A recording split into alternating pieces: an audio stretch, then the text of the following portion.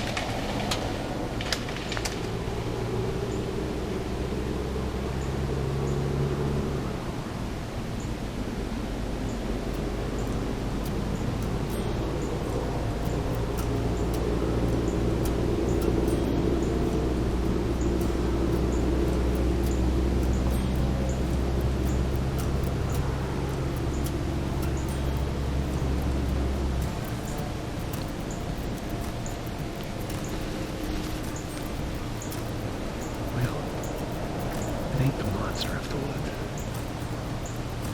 But I may have just got my first video deer. I'm gonna let him lay. Come back out tonight.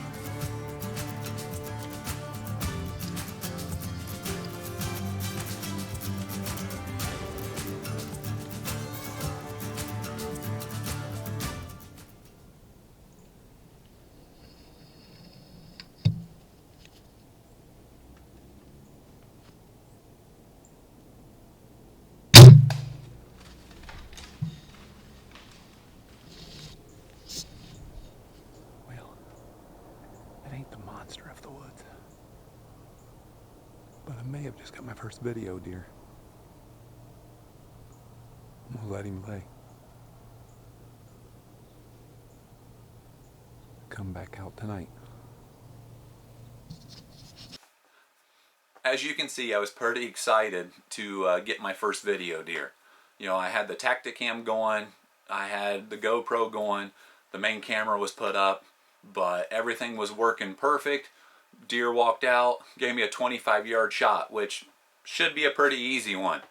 But unfortunately, I didn't account for it starting to kind of angle away, and I should have aimed for the off shoulder instead of the front shoulder. And we went back, searched for, well, till about 1 in the morning. Started raining on us. Lost blood. Arrow actually only went in about 3 inches. I hit that front shoulder blade. Didn't go any farther than that. It's my own fault. Deer number 2 I wounded. The first video I wounded that first one. I clipped a limb is why I hit him in the leg. I know he is alive. This deer, pretty sure I got pictures of him again, but it was blurry and I really couldn't tell. But I saw a deer like him, you know, moving through. So it's the unfortunate side of hunting. You know, we have a lot of joy, a lot of love, you know, have a lot of fun with it. I hate wounding an animal. You know, you always want to make a good, clean harvest. So, great encounter though. I mean, heard him walking, come right in, watched him make 2 scrapes. Can't really see those on camera because a lot of trees were right in the way. Drew back on him a couple times. Just unfortunately, I should have aimed back. If I would have aimed back about 4 or 5 inches, that deer probably wouldn't have made it 30 yards. And I would have had my first video deer. So, you live and you learn. That's what every season is what you got to do. Is just continue to become a better hunter, a better marksman, a better skill at what, you know, our quest is. So, next video that we're going to have coming up is about a good friend of mine who I go and help him track and find the buck that he shot. Actually ended up being his biggest buck ever. But first of all, you should always pay attention in the stand, not be on your phone. I actually was texting him that morning and had this little doe, well, not really a little of a doe, but all of a sudden I'm texting him on my phone, not paying attention. This doe's right here at 5 yards right underneath of me. Was able to get drawn back on her. She stopped behind a tree, ran off, couldn't get a shot. So phones help pass the time, but they also cost you. So thank you for joining.